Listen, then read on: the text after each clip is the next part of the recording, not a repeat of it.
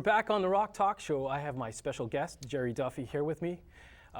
Don't forget, we're on the Facebook and we're on the Twitter, so look us up. So, let's get back to where you were born and how did you become a musician? Well, I was born in Essex, England, in a place called Romford in 1950, and basically grew up there. Got into music when I was about 14, and with some local chaps from school, and just went on from there. We had a band and played around town. Next thing you know, one of the guys was a really good songwriter and started writing for songs. Eventually got a few songs in with like Cliff Richard and a few prominent artists over there. So, like back then, this is the 60s we're talking about. 60s, yeah. So when did you first start playing drums yourself, personally? Well, like I said, about 14, so 64. Okay, 64, and this is just about right at the beginning of the British invasion, as we all know. Pretty much. And it must have been a crazy time to be a musician, because you were mentioning before that it's hard to get instruments. It was, because that time period, 64, 66, musical instruments in the stores were just flying off the shelves because everybody wanted to be everybody the next wanted Stones, they wanted to be exactly. the next Beatles. Exactly. It was like the gold rush. It was the gold rush. Time. It was the Klondike for musical instruments. Yes. And you were just like getting into it at age 14. And for you, what was your inspirations at the time? Dave Clark 5. Yes. Bits and pieces, Glad all over, sort of grew up. Yeah. You know, I never had any drums, so I just used to use my mum's knitting needles on a chair with a paper bag to give it like a snare sound. Yeah, yeah. And so you gradually moved on to the real thing. Yeah, I had a part-time paper round job, which I saved up. Yeah, and so jamming with people around the scene, playing the clubs there, what was that like? That was really interesting. So we played right in the West End of London and to bars and pubs all over the place. Yeah. But playing in Soho was kind of interesting. Yeah. What's interesting about that? Any little stories back then? We were playing a strip club. Strip club, all right. Don't tell the wife, okay? No, none of this is going to be seen by the wife. Okay. But we'll get to that later in the wife. You have a long history in the business. So from that, we'll get to how you came to Winnipeg and moved on to North America, but what's keep you back in England, you worked in a studio. I did. In 1969, I was offered a position as assistant sound engineer and studio setup guy. Yeah. Well, actually, I got a picture. I don't know if this is from that time period, but tell us about this picture here. I think this picture, I'm not sure where that's from. Clearly, you're in a studio setting. I was. I'm not sure if that was in Los Angeles in '75. All right, we're getting ahead of the thing here. A bit, I think so. Yeah, I think that was at the Carpenter Studio in Downey, Anaheim. Wow. Okay, well, we're going to move along to like back in England still. I don't know when this photo was, but oh, that was 2 years ago. That was 2 years ago. Wow. Not quite. Well, what were you doing back in the studio, and what studio was this? It was back in '69. I was in IBC Studios in London, 35 Portland Place. Okay. Which was quite a prominent studio at the time, right near BBC, Busch Gardens.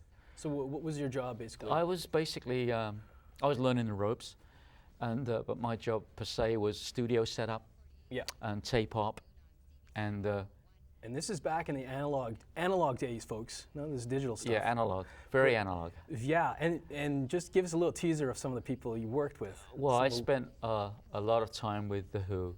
The Who. And the Bee Gees mostly. Yes, and you were working with The Who, and you were working on which album? The Tommy album. Tommy album. Yeah. That must have been were you aware of the Who and? Oh yeah. Were you in awe, or this was just business here? Or? Yeah, you are, but I got to know them quite well. So yeah, any little stories about the meeting Keith Moon or? Oh yeah, Moon was always out there. I mean, he was crazy guy. He was just, but yeah, there was one particular story comes to mind when I think back of being there is. See, the Bee Gees and The Who shared the same studio, Studio A. And sometimes they'd be in and different days, say Tuesday we'd be recording the Bee Gees, or maybe Wednesday The Who come in. But at one time I heard that Keith Moon went a bit strange and pushed the Bee Gees Mellotron A mellotron. A mellotron, which is a at the time it was a synthesized like a string machine, but it was all tapes. And very expensive. I And would quite imagine. expensive. Yeah, Quite the Bee expensive. Gees used that exclusively on a lot of their songs. Well, Keith Moon pushed it down the lift shaft because that's just the kind of stuff. That's what Keith Moon That's does. what he does. And No one was around to tame him. so I wasn't there that time, the day it happened. I might have been, I think I was off that day. But yeah, let's just say the crap hit the fan about Okay, that. the- So I said, I'm not coming in that day, the next day, because so the Bee Gees were set to do some recordings. And, oh yeah, we were yeah. doing a lot of their stuff, you know, Words, New York Mining Disaster. Yeah. So what's you your know. thoughts of the Bee Gees? It's Oh, they- quite a different, drastic sound from the Who. to Totally the different. Bee Gees. Yeah. You well, had to be, tell us about that. they were very obviously very acoustic and, Mhm. and melody Big and, on and harmonies. harmonies. Harmonies. Yeah. There was one instance when I was upstairs in Studio B. I was helped reduce down a single by a chap called Arthur Brown, who had a song called Fire. Do do do, a big song. I was working on that upstairs when I got a call to the studio saying, "Look, Colin Peterson, the Bee Gees drummer, hasn't showed up. Would I go down and sit in?" Wow. So I said, "Yeah, I'll just finish up in Studio B, just rerunning this song and doing what I got to do." So I went down, and there was just Barry and Maurice Gibb, and just me on a little kit, going through some songs. Yeah. You know. So you're jamming with the Bee Gees. Yeah, Helping just, them get the work done. I forget. I don't even remember what song it was. Well, it's quite a while ago, but So it's a wise one. We're talking about '69, you know. 69, you were like Yeah. 19, I was 19, 19 at yeah. the time. All right, so you went for, how many years you worked there? You were, I worked there for 18 months, and then I became a professional musician and traveled around.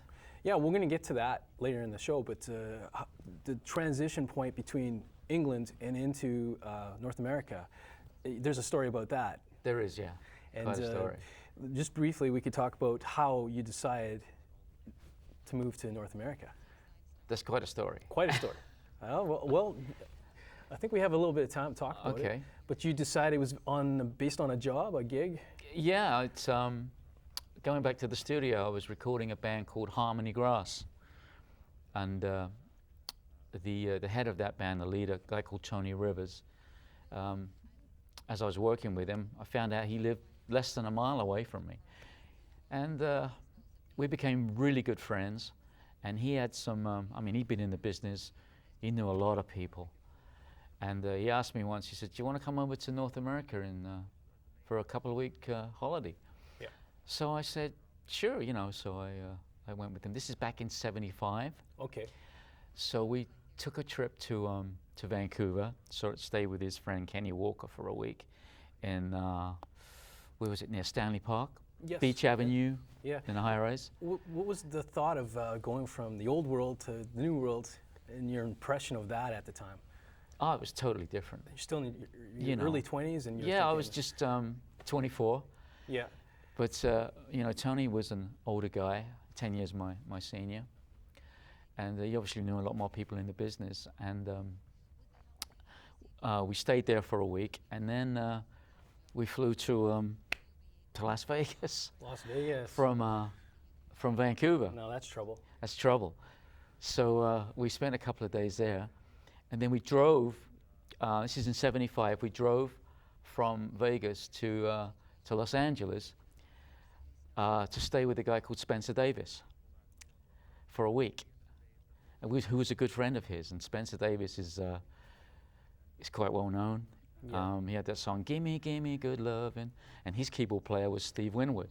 Okay. You know what? We're going to hold that thought because we're going to cut to a break right now. Okay, But we got a lot of great stories still yet to come we do. with our time with Gerry Duffy. So we'll be right back on the Rock Talk Show after this break.